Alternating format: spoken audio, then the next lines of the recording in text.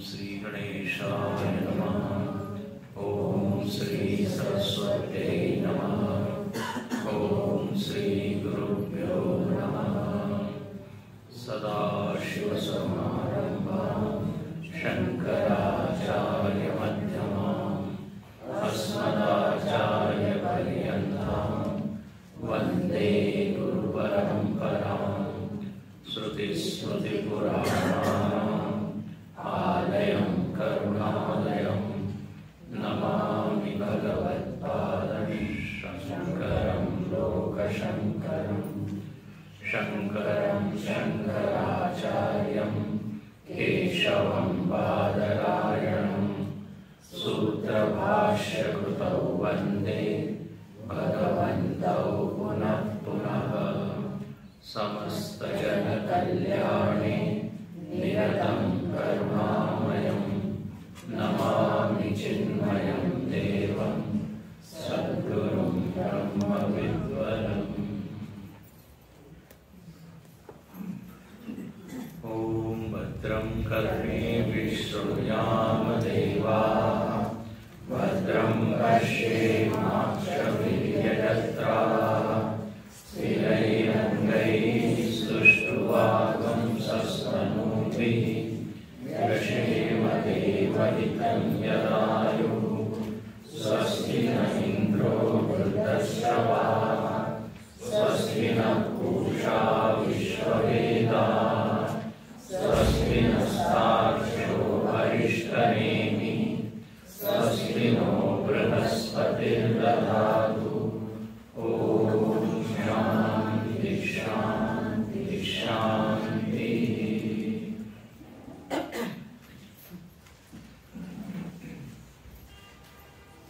अथर्ववेदीय मांडूक्य उपनिषद का शांति मंत्र हमने प्रातःकाल देखा। इसमें अपने स्वास्थ्य की मांग की गई। स्थूल शरीर और सूक्ष्म शरीर दोनों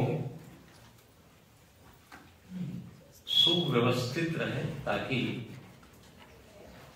हम श्रवण आदि जो भी साधना है वो सफलतापूर्वक कर सके। उसके बाद 3 बार जो शांति है उसका अर्थ भी जानना चाहिए। अनेक बार अशांति का कारण बाहर की कोई घटना या वस्तु नहीं होती, अपना ही मन हमको अशांत कर देता है। तो बोले श्रवण काल में ये अपने भीतर से आने वाली जो बाधाएं हैं वो क्या हो जाए, शांत हो जाए। और बोले आध्यात्मिक शांति, ये विघ्न है, एकाग्र होने में ये अड़चनें पैदा करती है। ऐसे ही वातावरण में भी अनुकूलता हो, सहयोग करे वातावरण में। इसीलिए देखिए लोग एकांत में नदी तट पर लोग साधना करते रहे, हिमालय की गुफाओं में करते रहे, जहाँ आदि भौतिक विघ्न की संभावना कब है। और तीसरा जो विघ्न है या अशांति का कारण है वो है आदि दैविक। आदि दैविक का अर्थ है कि ऐसी बाधाएं या ऐसी अड़चनें जिसके ऊपर अपना कोई वश नहीं,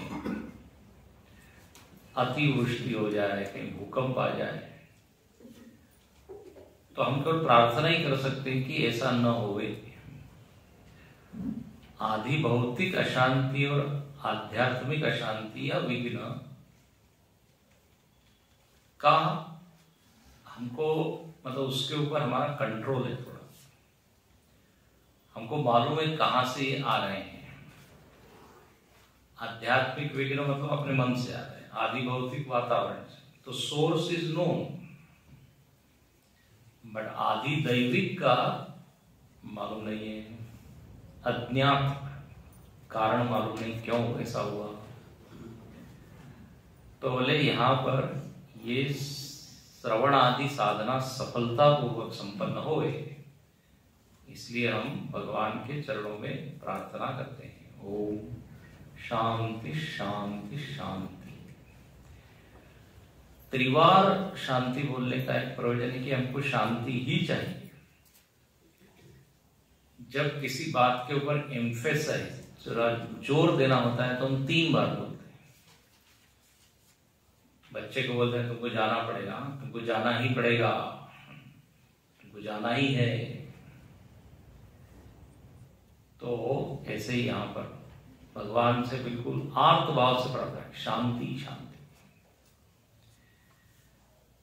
अब कहते हैं इसके पश्चात उपनिषद का प्रारंभ होता है। लेकिन यह उपनिषद में एक विशेषता आपको देखने को मिलेगी कि भगवान भाष्यकार ने मंगलाचरण के 2 श्लोक लिखे हैं। ये अन्य उपनिषदों में ये दिखता नहीं है। तो भगवान भाष्यकार जगत गुरु आदि शंकराचार्य जी, उनको हम लोग कहते हैं भाष्यकार। ऐसा कहते हैं जो बड़े व्यक्ति होते हैं उनका नाम बार बार उच्चरित नहीं करना चाहिए। बड़े लोग होते हैं उनके लिए हम परोक्ष प्रिय ही देवा, ऐसे बोलते हैं हिज हाईनेस, हिज होलीनेस, महामहिम। तो राष्ट्रपति का नाम बोलता है महामहिम। गुरुदेव का भी बार बार नाम नहीं लेते, गुरुदेव, महाराज, महाराज जी। तो शंकराचार्य जी ये बोलने के बजाय क्या बोलेंगे? भाष्यकार, क्योंकि उन्होंने भाष्य लिखे इसलिए उनका नाम है भाष्यकार। वेदव्यास जी को कहते हैं सूत्रकार, क्योंकि उन्होंने सूत्र लिखे, ब्रह्म सूत्र। तो भाष्यकार ने यहां पर मंगलाचरण के 2 श्लोक लिखे हैं और ये अद्भुत है दोनों श्लोक। कहते हैं पहला श्लोक जो है विधि मुख से वर्णन करता है तत्व का, और दूसरा जो श्लोक है वो निषेध मुख से। मंगलाचरण का अर्थ होता है मंगल आचरण, ऐसा आचरण जो परिणाम में मंगलकारी हो। तो मंगलाचरण का सीधा अर्थ होता है कि किसी भी कार्य को करने के पहले भगवान का स्मरण, उस परम तत्व का स्मरण। और इसका प्रयोजन ये होता है कि इससे हमारा अभिमान शिथिल होता है, अहंकार कम हो जाता है। जब अहंकार कम करना हो तो अपने से बड़े का चिंतन कीजिए, तो अहंकार कम होगा। अपने से छोटे को हम देखते हैं तो अपना अहंकार बढ़ जाता है।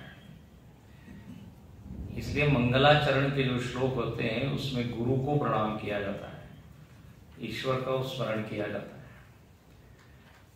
मंगलाचरण 2 प्रकार के हैं, एक वस्तु निर्देशात्मक मंगलम और एक नमस्कार रूप मंगलम। तो वस्तु निर्देशात्मक मंगलम मतलब जिसमें उस परम तत्व का केवल स्मरण होता है, और स्मरण करके ही हम मानो कि नमस्कार करते हैं। उसको हमसे भिन्न मान के नमस्कार नहीं करते।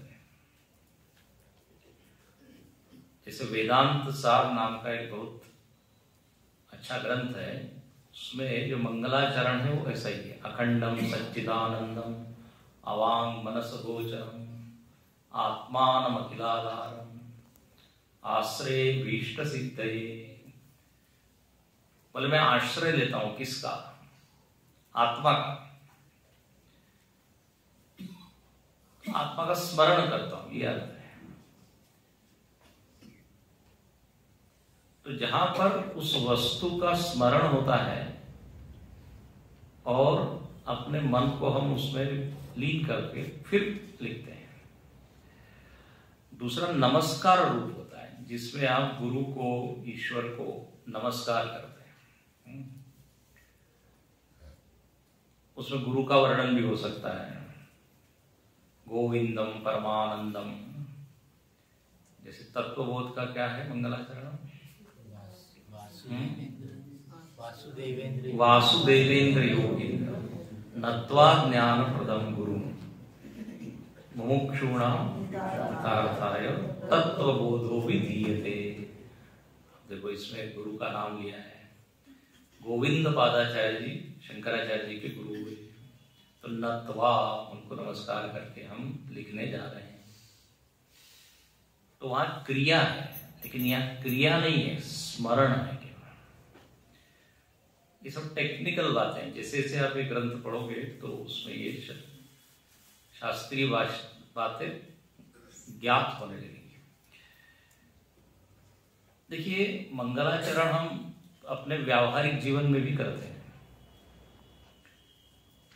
एक दुकानदार जब दुकान खोलता है तो एक अगरबत्ती लगाता है, वो भी मंगलाचरण है, क्योंकि अब व्यापार व्यवसाय प्रारंभ करना है तो पहले भगवान को स्मरण। एक रिक्शा वाला भी नमस्कार करता है, रिक्शा क्रिया के पहले भगवत तत्व का स्मरण। अब देखिए यहां पर ये जो दो मंगलाचरण के श्लोक हैं, उसमें से पहला हम पढ़ेंगे। इस श्लोक की विशेषता ये है कि मांडुक्य उपनिषद की जो विषय वस्तु है उसका संकेत यहां पर इस श्लोक में कर दिया। ये भाष्यकार ही कर सकते हैं। देखो इसको पढ़ते हैं। आपके पास जो पुस्तक है उसमें आप पेज क्रमांक 22 में देखिए, 22। मेरे पश्चात आप बोलिए। प्रज्ञानांशु प्रतानैः स्थिर चर निकर व्यापिभिर्व्याप्य लोकान्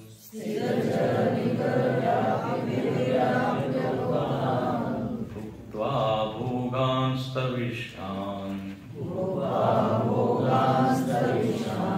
पुनरपि धिषणोद्भासितान् कामजन्यान्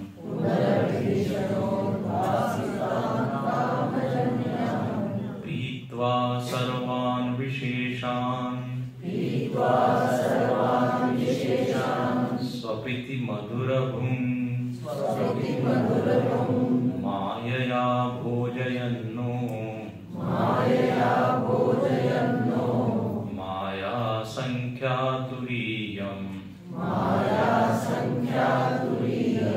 परममृतमजं ब्रह्म यत्तन्नतोऽस्मि।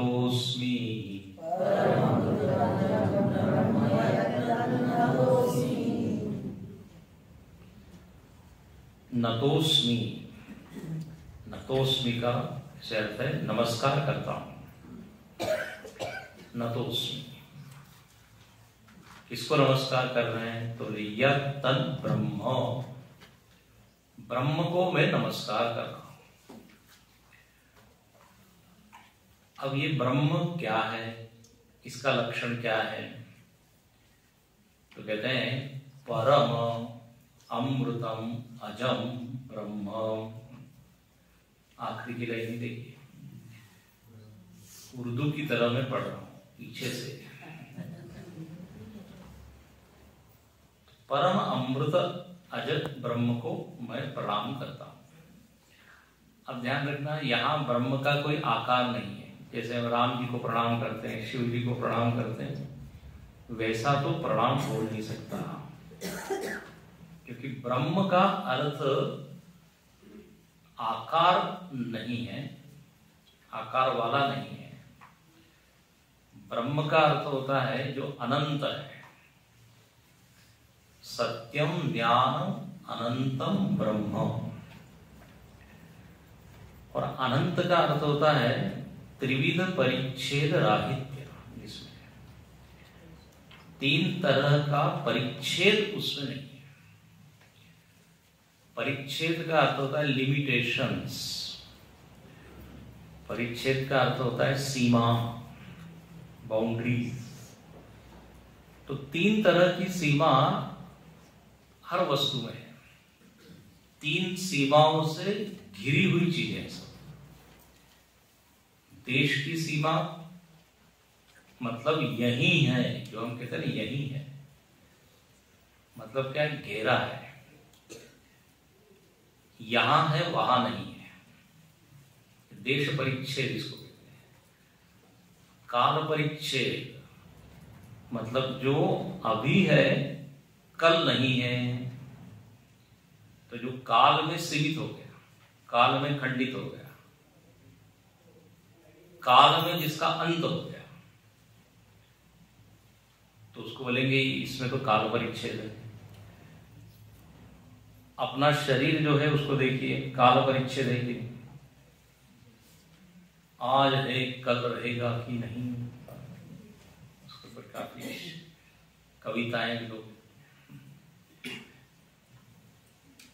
इस हॉल में जितने लोग बैठे हैं 200 साल बाद यहाँ पर कोई दूसरे लोग होंगे, क्योंकि सब लोग काल परिच्छिन्न हैं। तो देश में सीमा सीमित होना, काल में सीमित होना, और तीसरा वस्तु में सीमित होना। हमारा अस्तित्व हम यही अनुभव करते हैं, इसी शरीर में, तो वस्तु परिच्छेद कहते हैं।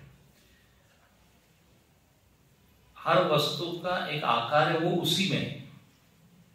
पुस्तक पुस्तक में ही है, पुस्तक घड़ी में नहीं है, इसको कहेंगे वस्तु परिच्छेद। तो ब्रह्म ऐसी चीज है जो त्रिविध परिच्छेदों से शून्य है, मतलब वो एक काल में, एक देश में, एक वस्तु में नहीं है। तो इसका उल्टा कर लीजिए, तो हर काल में है, हर देश में है, हर वस्तु में है, उसको कहते हैं ब्रह्म। तो इस ब्रह्म का मैं क्या करता हूं, स्मरण कर रहा हूं, उसी को प्रणाम कर रहा हूं। अच्छा, यह ब्रह्म कैसा है, तो बोले परम अमृतम अजम। अजम का अर्थ होता है अजन्मा, जिसका जन्म नहीं हुआ है। और अजम शब्द से संकेत ये है कि जिसका कोई कारण नहीं है। जिसका कारण होता है ना, उसका तो जन्म होता है। अजन्मा मतलब जिसमें कोई कारण ही नहीं कि कहीं से वो उत्पन्न हो गए। जगत में हर चीज का क्या है, जन्म है। हर चीज का लोग क्या मनाते हैं, जन्मदिन मनाते हैं। एक घर में गया तो कुत्ते का भी जन्मदिन मनाते। हाँ, इस दिन ही कहते तो अपना तो मनाते ही हम लोग अपने शरीर का। तो मनाते हैं जन्मदिन, मतलब क्या, ये कहीं से आया है, ये अर्थ होता है। तो अजम का अर्थ है जो अकारण है, कारण नहीं है। तो ब्रह्म कारण रहित है, मतलब अनादि है। अब ये भी लाना पड़ेगा। अनादि मतलब यस्य आदि न विद्यते, जिसका प्रारंभ नहीं बताया जा सकता। जन्म मतलब क्या, प्रारंभ बिंदु, इस समय से ये अस्तित्व दिखने लगा। लेकिन ब्रह्म अजन्मा है, मतलब अनादि है, बिगिनिंगलेस, बर्थलेस। तो अजम। अमृतम, अमृतम का अर्थ है कि जो मृत नहीं है, मरता नहीं है, जिसमें मरण की संभावना नहीं है। अनंत वस्तु मरती नहीं है, कैसे मरेगी, क्यों मरेगी, अनंत को कौन मारेगा। ब्रह्म का अर्थ अनंत है, जो काल अपरिच्छिन्न है, तो वो कैसी है, फिर नित्य है। अमृतम का अर्थ क्या हुआ, नित्यम, मरण धर्म रहितम। तो अजम और अमृतम शब्द से अर्थ निकला कि ब्रह्म जन्म मरण से मुक्त है। ठीक है, जन्म मरण की जो घटना घटती रहती है वो उसमें नहीं है। फिर कहते हैं मैं उस ब्रह्म का स्मरण कर रहा हूं जो परम है, परम परम अमृतम अजम। तो परम का क्या अर्थ है? तो परम का अर्थ होता है श्रेष्ठ, सर्वोच्च, जिससे और बड़ा कोई नहीं, जिससे ऊंचा कोई नहीं। ऊर्ध्वमूलम, जैसे गीता में कहा सबसे ऊर्ध्व है। उपनिषदों ने कहा सा काष्ठा सा परागति। वहां तारतम्य से बताया है कि कौन किससे सूक्ष्म है, कौन किससे व्यापक है, कौन किससे श्रेष्ठ है। तो बाहर विषय है, विषय से सूक्ष्म इंद्रियां हैं, इंद्रियों से सूक्ष्म मन है, मन से सूक्ष्म बुद्धि है। गीता में है बुद्धिरात्मा महान पर।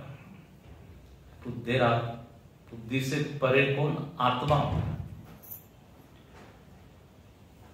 उपनिषद ने थोड़ा और विस्तार कर दिया, बुद्धि से बड़ी समष्टि बुद्धि, महत्तत्व, महत्तत्व से बड़ा अहंकार, उससे बड़ा फिर अव्यक्त। अब ये सब शब्द जिन्होंने नहीं सुने होंगे थोड़ी मुश्किल हो रही होगी, लेकिन सुनते रहना चाहिए, संस्कार पढ़ते रहे। तो कौन सी चीज सूक्ष्म है, कौन सी चीज स्थूल है, ऐसा वहां बताया है। तो सरल करके यदि बोले तो चार चीजें: विषय, विषय से सूक्ष्म इंद्रिय, इंद्रिय से मन, मन से बुद्धि, और बुद्धि से आप सीधे चले जाइए आत्मा। यो बुद्धे परतस्तु सह, बुद्धि से जो सूक्ष्म है वो है परम, वो सबसे श्रेष्ठ, सबसे ऊंचा। परम अंग्रेजी में इसको बोलते थे सुप्रीम, सुपर। कई बार मैं बताता हूं, सुपर कंप्यूटर बना तो उसका नामकरण किया गया परम कंप्यूटर। सुपर कंप्यूटर को क्या बोलेंगे? परम कंप्यूटर। तो जो सबसे ऊपर, नारद जी ने भी विष्णु जी को बहुत डांट लगाई है जब उनको शाप मिला है। शाप ने उनको बंदर बना दिया, नारद मोह की करता है। तो उसपे एकदम चिढ़ के गुस्से में बोलते हैं परम स्वतंत्र सिर पर कोई, आपके सिर पर कोई नहीं है, इसलिए जो आपके मन में आता है वो करते हैं। भगवान ने कहा कि आपने आधा वाक्य बिल्कुल सही बोला, मेरे सिर पर कोई नहीं है। तो परम है। अच्छा, इसका और थोड़ा सूक्ष्म अर्थ होता है परम का, जो प्रत्यक है। प्रत्यक का अर्थ होता है अंतरंग। अभी जैसे हमने कहा विषय से इंद्रिय श्रेष्ठ है, यह परम है। इंद्रिय से मन, मैंने शब्द दिया सूक्ष्म। लेकिन सूक्ष्मता के साथ साथ एक और चीज यहां पे दिखाई देती है, और वो है अंतरंगता। बाह्य विषयों के बजाय इंद्रिय अपने ज्यादा निकट है कि नहीं, और इंद्रिय से अधिक निकट मन है कि नहीं, और मन के ऊपर जिसका नियंत्रण है बुद्धि, वो और अधिक सूक्ष्म। हालांकि बहुत ज्यादा अंतर नहीं करते, जब अंतःकरण एक शब्द बोल देते हैं, लेकिन यदि भेद करना है तो फिर मन से सूक्ष्म बुद्धि बोलते हैं, क्योंकि बुद्धि में चिंतन की सामर्थ्य है, विचार की सामर्थ्य है, डिसीजन लेने की सामर्थ्य है। मन में तो भावनाएं हैं, भावना में हम बह जाते हैं, लेकिन बुद्धि उसके ऊपर क्या करती है? शासन। No no no. जैसे अर्जुन भावना के वश में बह रहा था, कह रहा था हम युद्ध नहीं करेंगे, ये हिंसा है, पाप है। तो अर्जुन मन का प्रतीक है और भगवान कृष्ण बुद्धि का प्रतीक है। उनका नो, इस समय आपको धर्म अधर्म का विचार करके निर्णय लेना है, भावना के वश में नहीं बहना है।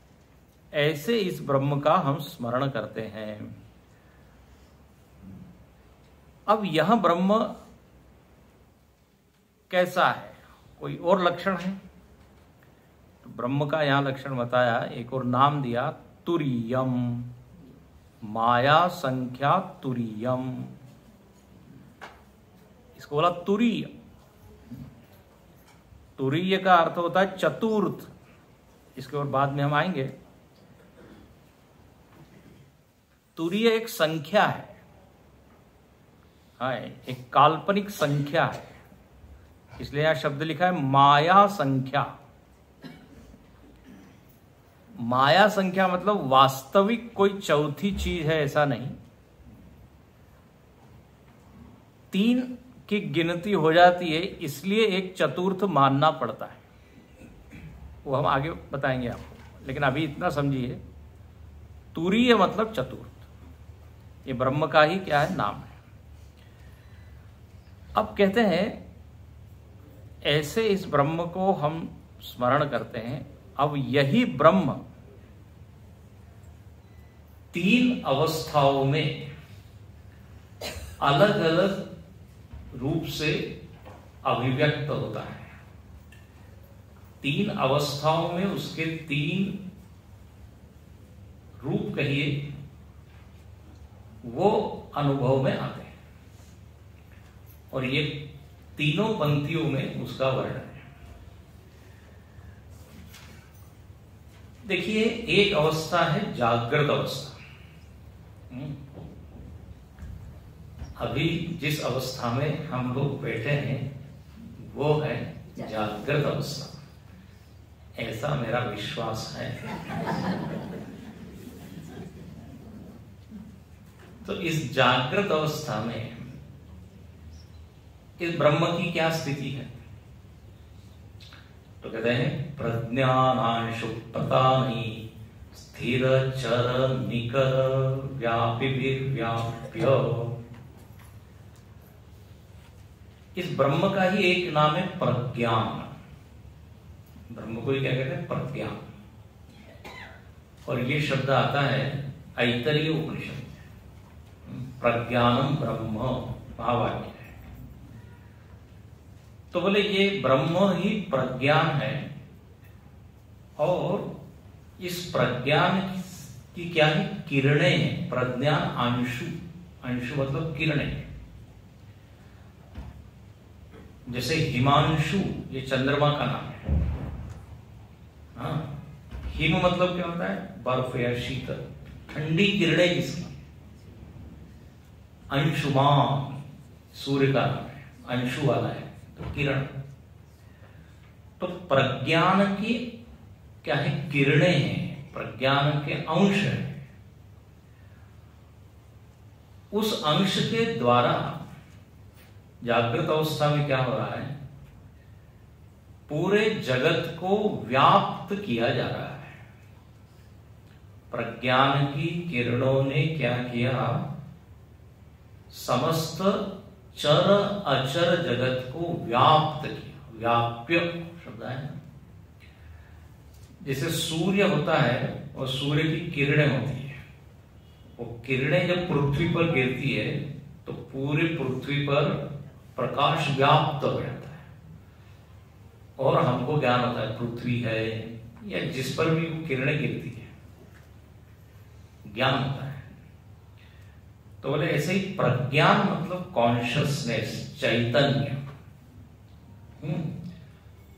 प्रज्ञान का अर्थ ज्ञप्ति मात्र, चिन्ह मात्र, चैतन्य। ये ज्ञान 2 प्रकार का होता है, एक शुद्ध ज्ञान और एक बुद्धि का ज्ञान। हम लोग जिससे प्राय परिचित है वो बुद्धि का ज्ञान, और इससे भी उसका ही परिचय होगा जिसके पास बुद्धि होगी। तो बौद्धिक ज्ञान में होता क्या है? त्रिपुटी होती है, ज्ञाता, ज्ञेय और ज्ञान की क्रिया। इसको कहते हैं ट्रिपल फैक्टर, त्रिपुटी। तो ये ज्ञान अलग है। बुद्धि वाला। और प्रज्ञान मतलब प्रकृष्ट ज्ञान, ज्ञान का सर्वोत्तम रूप, जहां पर ज्ञाता ज्ञेय ज्ञान नहीं है, केवल ज्ञान स्वरूप है। अंग्रेजी में कहते हैं नॉलेज इटसेल्फ। तो प्रज्ञान मतलब सरल भाषा में कहे तो आत्मा, चैतन्य, ये। ठीक है, धीरे धीरे इन शब्दों से परिचय प्राप्त करना चाहिए, थोड़ा शब्दों से प्रेम करना चाहिए, तब वो फिर अपने हो जाते हैं, नहीं तो थोड़ी बहुत दूरी लगती है। तो ये प्रज्ञान, ये आत्म चैतन्य, ज्ञप्ति मात्र, जिसमें कोई आकार नहीं, जिसमें कोई उपाधि नहीं। इस प्रज्ञान की क्या है? किरणें हैं, प्रज्ञान के अंश है। आत्मा के कैसे अंश हो सकते हैं? अभी आप बता रहे हैं कि आत्मा तो निरवय है, निराकार है, निरंश है। यहां पर कहते हैं जागृत अवस्था में क्या घटना घटती है, तो इस आत्मा की जो किरणें हैं, अंश शक्ति, उन किरणों के द्वारा जगत व्याप्त होता है और हमको जगत का ज्ञान होता है। प्रज्ञान से नहीं होता, प्रज्ञान की किरणों के द्वारा होता है, ऐसा यानी क्या? प्रज्ञान आंशु प्रता नहीं है, प्रज्ञान की किरणों का ताना बाना हुआ है। प्रज्ञान की किरणें स्थिर चर निकर, स्थिर चर मतलब चर अचर जो भी है, वृक्ष, मनुष्य, पशु, पक्षी, उन सबको व्याप्त करती है प्रज्ञान की किरणें, और फिर ज्ञान उसका होता है। अब आप समझ रहे होंगे या सोच रहे होंगे कि प्रज्ञान की किरणें मतलब क्या? तो इसको देखो, कहते हैं, तो जिन लोगों ने वेदांत पढ़ा होगा उनको सरल होगा। अंतःकरण नाम की एक चीज है, मन जिसको कहते हैं। इस मन में इस प्रज्ञान का प्रतिबिंब पड़ता है, उसी को बोल देते हैं चिदाभास। और इस अंतःकरण में वृत्तियां होती है, सामान्य भाषा में इसको विचार बोल देते हैं, वृत्तियां, थॉट्स। और ये थॉट्स जो है उसी को यहां किरणें कहा है, ठीक है ना। और थॉट में लाइट होता है, थॉट में प्रकाश होता है, ज्ञान होता है। जैसे सूर्य और सूर्य की किरणें, तो किरणों में भी प्रकाश है कि नहीं? लेकिन किरणों में क्या है? अनेकता है। हम कहते हैं अनेक किरणें हैं, सूर्य एक है। ऐसे ही आत्मा एक है, लेकिन वृत्तियां अनेक है, और उन वृत्तियों में चेतना प्रतिबिंबित होती है, रिफ्लेक्ट होती है, उसको कहते हैं रिफ्लेक्टेड कॉन्शियसनेस। और अब ऐसी ये वृत्तियां इंद्रियों के द्वारा जब बाहर जाती है, तो वृत्तियों में एक अद्भुत सामर्थ्य है कि वो विषय को व्याप्त करती है, विषय में छा जाती है पूरी तरह। अपना मन आंखों के द्वारा बाहर निकलता है, और सपोज सामने कोई पेड़ है, तो पूरे पेड़ का आकार मन ले लेता है, ठीक है ना। और तब जब वो आकार बन जाता है तो हमको ज्ञान होता है, ये पेड़ है। जब तक वो वृत्ति उस विषय का आकार नहीं लेती, तब तक हमको ज्ञान होता नहीं है। तो ये जो आकार लेना है ना, इसी को यहां पर कहा है व्याप्यो। इस अंतःकरण की वृत्ति ने व्याप्त कर दिया उस विषय, और जब व्याप्त हुआ तो फिर अनुभव हुआ, अच्छा यहाँ वृक्ष है, ये पेड़ है, ये पर्वत है, ये मनुष्य है। और दो चार चीज नहीं, यहां पर क्या लिखा? जितनी स्थूल चीजें हैं, लोकान, दूसरे पंक्ति में लिखा स्थविष्ठान, जितने स्थूल पदार्थ हैं, उन स्थूल पदार्थों को ये प्रज्ञान की किरणें यानी वृत्तियां व्याप्त करती है, और जैसे ही व्याप्ति हो जाती है तो भुक्त्वा, हम उस विषय का भोग करते हैं। भोग करते हैं मतलब जानते हैं। ये जो मैंने कहा ना पेड़ है, ये जो जानना है, जानने को ही कहते हैं भोगना। ध्यान से सुनिए, ये सब टेक्निकल शब्द है। प्राय भोग शब्द आते दूसरे सारे अर्थ अपने भीतर। मालूम नहीं किस जन्म का कर्म को मैं भोग रहा हूं, ऐसे होते हैं। भुज्यते अनुभूयते, भोगना मतलब जानना, अनुभव करना। इस जागृत अवस्था में हमको जगत का जो अनुभव हो रहा है, किसी को शास्त्रीय भाषा में क्या बोलेंगे, जागृत वस्तुओं का मैं क्या भोग कर रहा हूं, भुक्त हो। भोग की प्रक्रिया यहां बताइए। आत्मा से डायरेक्ट भोग नहीं होता, आत्मा का प्रकाश वृत्ति में आता है, फिर वो वृत्ति विषय को व्याप्त करती है। व्यापी भी प्रतान ही, व्याप्य व्याप्त करके, किसको व्याप्त करके, लोकान, लोकान मतलब संपूर्ण जगत। लोक किसको कहते हैं, जहां पर हमको अनुभव हो रहे हैं अलग अलग, उसको कहते हैं लोक। जैसे पृथ्वी लोक, स्वर्ग लोक, नरक लोक। गुरुदेव क्या करते हैं, लोक मतलब अनुभव का क्षेत्र, अनुभव का फील्ड, फील्ड ऑफ एक्सपीरियंस। तो इन सारे लोकों को हम भोग रहे हैं, जान रहे हैं। कैसे जान रहे हैं, तो ये यहां बताया कि प्रज्ञानांशु प्रतान स्थिर चर निकर। निकर मतलब समूह, चराचर, ये जो जगत है इसमें समूह है ना। कितनी सारी वनस्पतियां हैं, कितनी सारी जड़ चीजें हैं, कितने सारे मनुष्य हैं, अनंत है।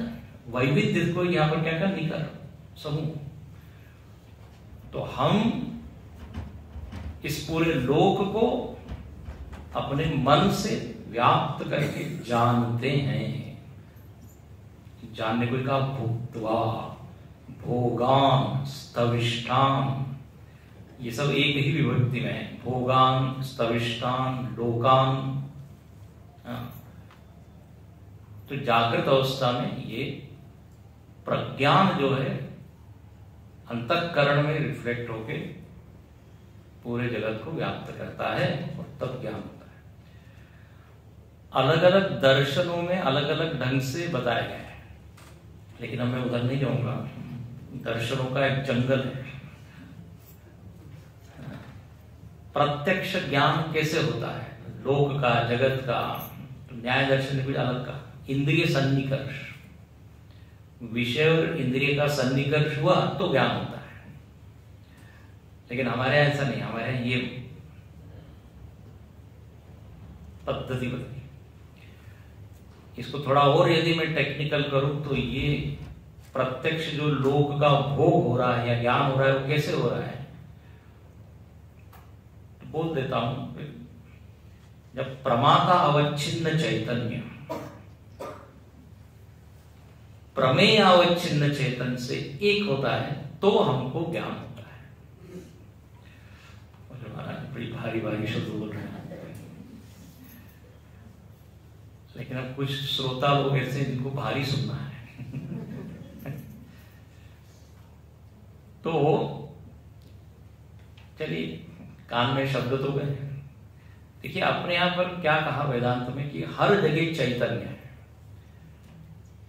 चैतन्य जो प्रमेय में घिरा हुआ है, प्रमेय में लिमिटेड, उसको क्या कहेंगे, प्रमेय अवच्छिन्न चेतन। जो मेरे पास है वो प्रमाता अवच्छिन्न चेतन। दोनों चेतन जब मिलते हैं तो ज्ञान होता है। इसी प्रक्रिया, उसी को यहां अलग ढंग से बताया। ये सरल है थोड़ा सा, कि प्रज्ञान की किरणें वही वृत्तियां हैं, और ऐसी सजीव वृत्तियां, सजीव वृत्तियां वो व्याप्त करती है। जैसे देखिए, सूर्य जब किसी आईने के ऊपर गिरता है, सूर्य का प्रकाश, तो आईने में भी क्या सामर्थ्य आ जाती है, प्रकाश की सामर्थ्य आती है, चमक। यदि उस आईने को आप किसी अंधेरे कमरे की ओर मोड़ दे तो वो कमरे में क्या हो जाएगा, लाइट हो जाएगी। बचपन में हम लोग करते थे, लोग की आंखों में उसको चुन दिया जाती थी आंखें। अब आईने में तो देखिए लाइट है नहीं, लेकिन क्या हुआ, सूर्य का प्रतिबिंब उसमें पड़ा। आईना एक ऐसा माध्यम है जिसमें प्रतिबिंब पड़ सकता है। वो आईना जिस दीवार पे है, दीवार पे भी सूर्य का प्रकाश गिर रहा है, लेकिन वहां वो सामर्थ्य नहीं है प्रतिबिंबित करने की। तो आत्मा सूर्य की स्थान, सूर्य स्थान, सूर्य की जगह रखी है, और वृत्ति आईने के स्थान पर। वृत्ति एक ऐसा माध्यम है जिसमें आत्म चैतन्य क्या होता है, रिफ्लेक्ट होता है, और फिर ऐसे इस वृत्ति से आप जगत को जानते हैं। अच्छा, अब इस जागृत अवस्था में जो हम भोग रहे हैं, विषयों को जान रहे हैं, वो विषय कैसे हैं, स्थविष्ठाम। दूसरी पंक्ति देखिए, स्थविष्ठाम, स्थविष्ठ मतलब स्थूल। अब वेदांत में स्थूल किसको कहते हैं ये भी समझना चाहिए। प्रायः जगत में स्थूल और सूक्ष्म का विवेक लोग करते हैं। किस तरह करते हैं, तो बोले जो आकार में छोटी है वो सूक्ष्म, जो आकार में बड़ी है वो स्थूल। लेकिन वेदांत में ये परिभाषा मान्य नहीं है, स्वीकार नहीं है। यदि किसी का शरीर बहुत बड़ा है तो वो कहते स्थूल का है, छोटा है तो क्या बोलेंगे अणु का है। ऐसा नहीं। वेदांत में स्थूल शब्द का अर्थ होता है जिसको ज्यादा इंद्रियों से हम ग्रहण कर सके, जिसको आप देख भी सकते हैं, सुन भी सकते हैं, स्पर्श भी कर सकते हैं, बोले स्थूल है। तो वेदांत की दृष्टि से जल की एक बूंद जो है वो स्थूल है, धूल का कण भी स्थूल है, क्योंकि इसमें इंद्रिय व्यापार संभव है। तो जागृत अवस्था में यदि आप सभी विषयों को देखें तो शब्द, स्पर्श, रूप, रस, गंध सब उनमें, और पांचों इंद्रियों से उसका ग्रहण हमको होता है। इसलिए इन सारे विषयों को, भोगों को बोलेंगे स्थविष्ट, स्थूल। तो ये तो जागृत की कथा हो गई, ठीक है। प्रज्ञानांशु प्रदान स्थिर चर निकर व्याप्य लोकान भुक्त्वा, भुक्ता तो भोग करके। अब क्या करते हैं, भोग करने के बाद पुनरपि, पुनः मतलब पश्चात, उसके बाद में। अब जागृत अवस्था समाप्त हो गई, थक गए, खूब व्यवहार किया, यहां से वहां गए, मंदिर में गए, फिर है ना, कोई गंगा जी में गया, कोई इधर गया, उधर। तो अब क्या हुआ, थक गए। तो अब एक दूसरी अवस्था आती है, उसका हमें स्वप्न अवस्था। तो पुनरपि, पुनरपि मतलब पश्चात, जागृत के पश्चात जो अवस्था आई स्वप्न। बोले इस स्वप्न अवस्था में क्या स्थिति है, तो बोले धिषणोद्भासितान कामचन्यान। अब स्वप्न अवस्था में भी भोग हो रहा है, ध्यान से सुनिए। स्वप्न अवस्था में भी ज्ञान हो रहा है, जान रहे हैं, लेकिन यहां पे जो विषय है वो स्थूल नहीं है। स्वप्न में जो विषय है वो सूक्ष्म है, वो पंचभूतों से बने हुए नहीं है। ध्यान से सुनिए, जागृत में पंचभूतों से बने, स्वप्न में किससे बने हुए हैं, तो बोले मनोमय, मन से ही बने हुए हैं। यदि आप स्वप्न में पेड़ देख रहे हैं, सूर्य देख रहे हैं, वालखिल्य पर्वत देख रहे हैं, तो वो पर्वत आपने अपने मन से बनाया, मनोमय। इसलिए यहां पर शब्द दिया है धिषणोद्भासितान। धिषणोद्भासितान मतलब बुद्धि से उत्पन्न, और प्रकाशमान, बुद्धि से ही बने हैं और बुद्धि से ही प्रकाशमान है। ये। अब अपने अपने स्वप्न को आप देखिए, स्वप्न में इसी तरह का संसार हम देखते हैं जिस तरह का अभी देख रहे हैं, लेकिन वहां पर कोई बाहर से वस्तु आई नहीं है। हम तो अपने खटिया पे पड़े हुए हैं, खटिया तो एकदम ठीक, पलंग पे पड़े हुए, सोने का पलंग, चलिए कल्पना ही करना है। तो हम तो पड़े हुए हैं, लेकिन एक ऐसा दृश्य देख रहे हैं, बिल्कुल जागृत सदृश, लगता है कि बिल्कुल वास्तविक सब चीजें, लेकिन वो सबके सब क्या होता है, कामजन्यान। यहां पर शंकर लिखते हैं कामजन्यान। कामजन्यान से अर्थ लीजिए आप, मन से बने हुए, वासना से बने हुए। वासनात्मानो विषयाः भासन्ते। ये काम ग्रहणम कर्म अविद्ययो उपलक्षणार्थम, या आनंद गिरी जी के टीका में ये लिखा है कि काम से आप सब ले लीजिए, कामना मतलब अज्ञान, फिर मन की जितनी वासनाएं, उससे निर्मित एक जगत है, हो गया, वो है स्वप्न। अब इस स्वप्न में भोग हो रहा है, हम अपने ही मन को भोग रहे हैं और किसी को नहीं भोग। अच्छा, और स्वप्न संकेतक है, मालूम है कि आपके भीतर कौन कौन से संस्कार बैठे हुए हैं, वो प्रकट होते हैं वहां पे। जागृत में तो हम ग्रहण करते रहते हैं, क्या क्या चीजें अंदर जा रही है हमको मालूम नहीं, लेकिन जब सोते हैं तो वो तो प्रकट होते हैं। तो धिषणोद्भासितान कामजन्यान, ये सब अभी खूब आने वाला है आगे पूरे मांडुक्य में, इन तीनों अवस्थाओं के ऊपर ही चर्चा है।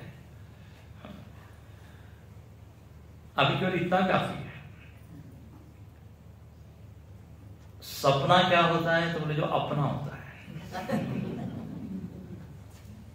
स्वयं ने बनाया हुआ होता है। मराठी में कहते हैं मनी वसे थे स्वप्नी से, मराठी में मन में जो रहता है वही स्वप्न में दिखता है। तो ऐसी ये स्वप्न अवस्था है। अब कहते हैं स्वप्न भी विलीन हो जाता है। जागृत अवस्था विलीन हुई स्वप्न में, स्वप्न भी ज्यादा देर नहीं होता, कहते हैं ज्यादा से ज्यादा 1.5 मिनट का होता है स्वप्न, लेकिन लगता हमको है कि वहां तो 10-20 साल हो गए। ये स्वप्न म्हणजे, स्वप्न यानी मराठी में स्वप्न यानी रहस्य है। 1.5 घंटे में आपका उसमें क्या पढ़ाई भी हो जाती है, शादी भी हो जाती है, रिटायर भी हो जाते हैं 1.5 मिनट के। अद्भुत है। तो ऐसा ये स्वप्न भी क्या होता है, लीन होता है। इसको इसलिए आगे लिखते हैं पीत्वा सर्वान विशेषान स्वपीति। अब यही जो जाग रहा था, जो स्वप्न देख रहा था, वही अब सो जाता है। एक तीसरी अवस्था का अनुभव होता है, उसको कहते हैं सुषुप्ति। लेकिन एक अद्भुत बात यह है कि हम लोग जो है ना, ये स्वप्न और सुषुप्ति पर विचार ही नहीं करते हैं। हमको जागृत से इतना लगाव है, जागृत से इतना प्रेम है, जो कुछ भी हो रहा है वो सब कहां हो रहा है, जागृत। अपना पूरा जीवन मतलब आप जागृत को ही मानते हैं। अच्छा बुरा जो भी हो रहा है, प्रोजेक्ट बना रहे हैं, जो भी योजना बना रहे हैं, भोग रहे हैं, बस जागृत अवस्था। और तो और जब तक वेदांत वगैरह हम सुनते नहीं, तो ये अवस्थाएं हैं, ये भी कुछ हमको ध्यान नहीं। हमको लगता है जी रहे हैं, बस यही जीवन है, और क्या है। अरे लेकिन 2 और अवस्थाएं हैं जो आपके अनुभव की अवस्था है, उसके ऊपर भी तो जरा विचार कीजिए। इसलिए शास्त्रों में इसके ऊपर खूब चिंता है। तो बोले तीसरी अवस्था है। इस तीसरी अवस्था में क्या होता है, सर्वान विशेषान पीत्वा। पीत्वा मतलब पी करके, जैसे पहले लिखा था व्याप्त करके भोग करके वो सो जाता है। अब क्या होता है सुषुप्ति में? तो बोले सर्वान विशेषान पीत्वा, सारे जो विशेष विशेष है, विशेष ज्ञान जो हो रहा था वो वहां बिल्कुल लीन हो जाता है।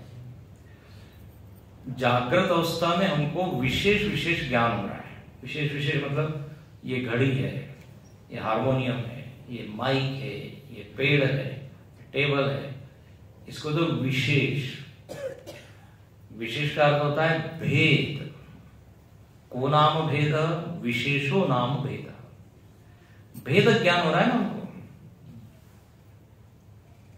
पेज एक अलग है, पुस्तक का पेज अलग है। इससे भिन्न कौन सी वस्तु? घड़ी है। इससे भिन्न मोबाइल है, इससे भिन्न पुस्तक है। तो ये भेद भेद को क्या बोल देते हैं? विशेष। अभेद को क्या बोल देते हैं? सामान्य। जैसे समुद्र को यदि आप देखें, यदि आप लहरों को देख रहे हैं तो वो क्या होगा? विशेष। जल को देखेंगे, सामान्य। अब जैसे यहां पर आप सब लोग बैठे हैं तो एक मुझको सामान्य ज्ञान क्या है कि 90 लोग बैठे हैं और ध्यान से सुन रहे हैं। ये हम अपने उसे जोड़ सकते हैं, तो सामान्य ज्ञान है। लेकिन अब मैं सबके पास जा के पूछूंगा आप कहां से आए, क्या करते हैं, तो फिर क्या हो जाएगा? विशेष। फिर एक व्यक्ति दूसरे से अलग है। एक महाराष्ट्र से आया है, तो एक पंजाब से आया है, तो यूपी से आया है, तो तमिलनाडु से आया है। भेद हो गया ना? तो जागृत और स्वप्न में तो हमको विशेष विशेष ज्ञान होता है, लेकिन नींद में, सुषुप्ति में ये सारे विशेष घट एक हो जाते हैं। आप ऐसी कल्पना कीजिए सारे लहर शांत हो गए, तो केवल निस्तरंग चल। अच्छा, तीनों अवस्था में सबसे अधिक प्रिय अवस्था सुषुप्ति है, मालूम? इसलिए इसके ऊपर भी सोचना चाहिए कि जागृत में हम मौका देखते हैं कि कब सुषुप्ति में जाए। थोड़ा मौका मिलता है। पीत्वा सर्वान विशेषा, लय में चले जाते हैं। यात्रा कर रहे हैं, यात्रा में धीरे धीरे कुछ देर तक तो देखते हैं खिड़की में से दृश्य। पढ़ते समय भी ऐसे ही होता है, रात में पढ़ने की, और कोई भारी पुस्तक यदि हो गई जो कठिन है पढ़ने में, समझने में। एक व्यक्ति को नींद नहीं आ रही थी, बोले उपनिषद पढ़ो तो नींद आ जाएगी। मजाक क्यों? लेकिन जिसको उपनिषद समझ में आ रहा है वो तो उसमें और रमेगा, उसको और मजा आएगा। जिस सिनेमा में आपकी रुचि नहीं होती वहां पर फिर आप सो जाते हो। तो सुषुप्ति अवस्था सबको प्रिय है, उसका कारण क्या है? अगला देखिए, मधुर भूम माया भोजयन्ना। सुषुप्ति में क्या भोग हो रहा है? देखो, जागृत और स्वप्न में तो स्थूल विषय और सूक्ष्म विषय, इसका भोग हुआ। सुषुप्ति में मधुर का भोग हो रहा है। अब मधुर का सीधा अर्थ है आनंद। मधुर भूमि, ब्रह्म का एक नाम क्या है? मधु ब्रह्म होती है, मधु मीठा है। और मीठा मतलब मीठे से अर्थ है जिसमें खुशी है, आनंद है, सुख है। तो सुषुप्ति में हमको आनंद मिल रहा है। और ये भगवान ने जानबूझ के एक अवस्था, ये भगवान का बड़ा अनुग्रह है। यदि नींद न मिले ना तो व्यक्ति पागल हो जाए। 2-4 दिन यदि उसको ठीक से नींद न मिले। नींद को कहा गया है ये विश्राम भवन है। जागृत को कहा व्यापार भवन, स्वप्न को कहा विज्ञान भवन। अपना ही ज्ञान से हम बना लेते हैं ना सब चीजें। जैसे विज्ञान के द्वारा बहुत सारी चीज बनती है। तो स्वप्न विज्ञान भवन है, अखंडानंद जी महाराज ने कहा। और सुषुप्ति क्या है? विश्राम भवन, रेस्ट हाउस होते हैं। तो यह जो ब्रह्म है, ये ब्रह्म की ही ये 3 अवस्थाएं, ऐसा बोल सकते हैं, 3 रूप से अनुभव में आ रहा है। तो जागृत में वो भोगता है, स्थूल रूप, स्वप्न में भी भोगता है, सूक्ष्म, और सुषुप्ति में आनंद का भोगता है। इसलिए आगे उपनिषद में आएगा आनंद भोग। इसलिए मैंने कहा ना, ये जो मंगलाचरण है, ये उपनिषद में जो आया है उसी का अलग ढंग से वर्णन कर रहा है। तो जब मधुर भूम, अब इस सुषुप्ति पे भी हम चिंतन करने वाले हैं आगे। अब कहते हैं लेकिन उस सुषुप्ति में क्या होता है? सुषुप्ति में डीप स्लीप, ये समझिए। सुषुप्ति मतलब गाढ़ निद्रा। सुषुप्ति यानी कोई रहस्यमय अवस्था ऐसी नहीं है, रोज जिसका हम खूब अनुभव करते हैं 8 घंटे। तो सुषुप्ति क्या है? जो पहली बार सुन रहा होगा उसको लग रहा होगा क्या है? ये है नींद, अच्छी नींद, गाढ़ी नींद। इस सुषुप्ति में एक तरफ तो मधुरता का हमको अनुभव है, दूसरी तरफ क्या है? अज्ञान की अनुभूति है, माया, अविद्या। अविद्या की वहां उपस्थिति है, मतलब मैं कितना सोया हूं, कहां सोया हूं, मैं कौन हूं, न किंचित अवेदिशम, सुखम अहम अवाप्स्य। ये होते हैं, मैं सुख से सोया था, लेकिन कहां सोया, कितना सोया। दूसरे लोग जो है वो नाराज होते थे, कब से सो रहा है, लेकिन हमको कुछ मालूम नहीं। तो इस नींद में एक बड़ा विचित्र कॉम्बिनेशन है। At one hand we are enjoying, but at other hand we don't know. अच्छा, जागने पर हम अनुमान करते कि मैं वहां था, है कि नहीं? सोने के पहले मैं था, उठने के बाद भी मैं हूं, तो बीच में भी मैं था, होना चाहिए। इसको शास्त्रीय भाषा में कहते हैं प्रत्यभिज्ञा। जो पहले था वही नींद के बाद भी, हमको प्रत्यभिज्ञा होती है। अब ये शब्द आगे फिर हम देखेंगे। अपनी ही स्मृति, चलो ऐसा। लेकिन एक बीच का जो ब्लैंकनेस था, जो था, ऐसा नहीं था कि हम शून्य हो गए थे या जड़ हो गए थे, या एक कदम आगे चल के बोले मर गए थे। मृत हो जाते तो फिर जागते कैसे? जागा कौन? तो मैं वहां था, लेकिन अज्ञान था। अब कहते हैं ये ब्रह्म ही हमको भोग कराता है वहां आनंद का। भोजयन, भोजन मतलब भोग कराता है, आनंद का अनुभव कराता है। आगे आएगा, उपनिषदों में आया हुआ है कि नींद में हम रोज ब्रह्म से मिलते हैं। अहरह ब्रह्म गमयति, अहरह मतलब नित्य, रोज।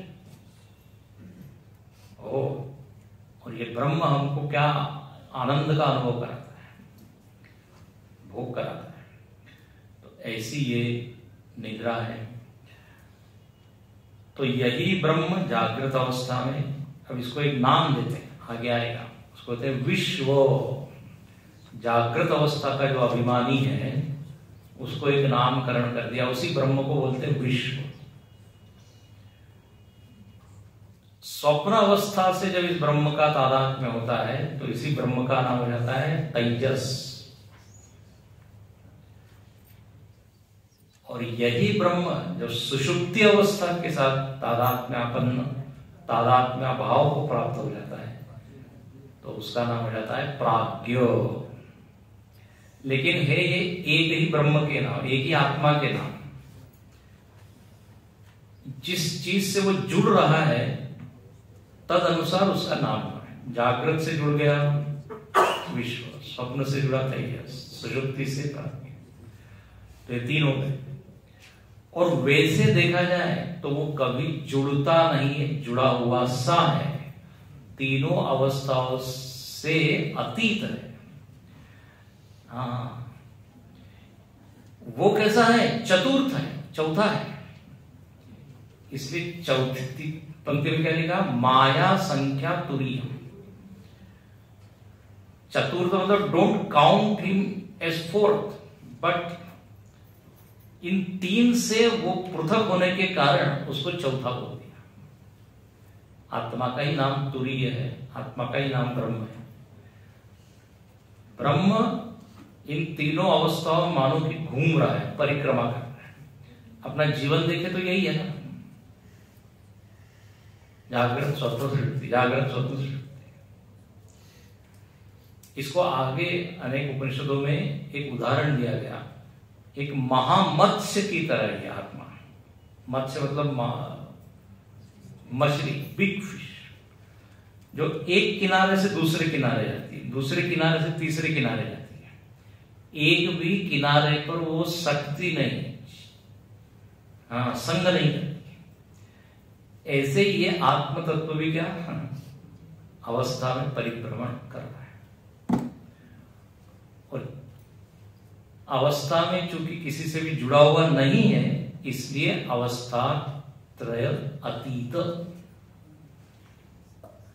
इसलिए अथर्व शीर्ष में अवस्था त्रयातीत ऐसा नाम है।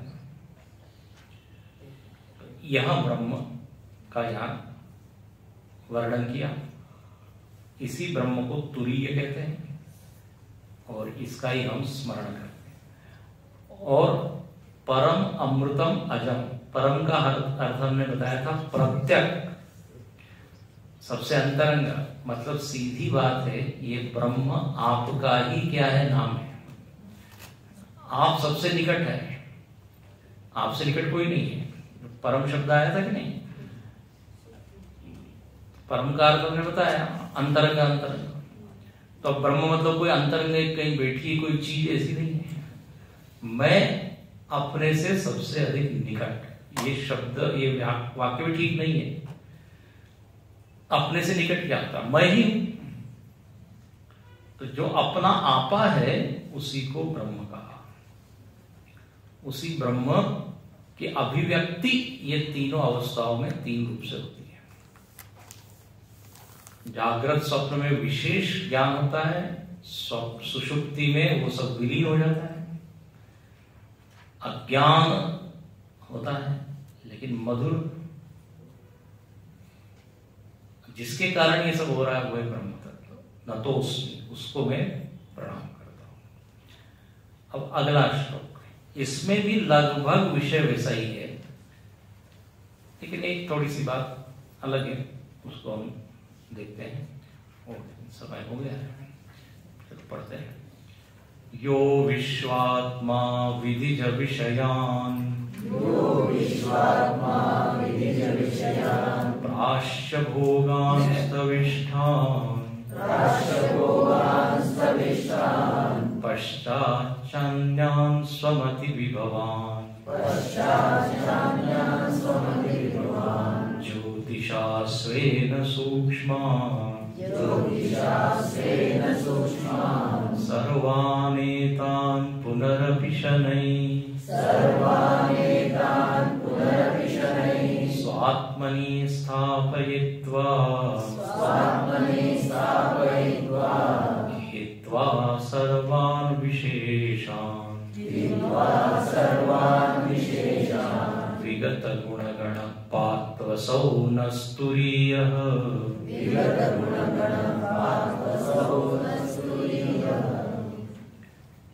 असौ तुरीयः पातु, बोले यह जो तुरीय है, यह तुरीय हमारी रक्षा करे।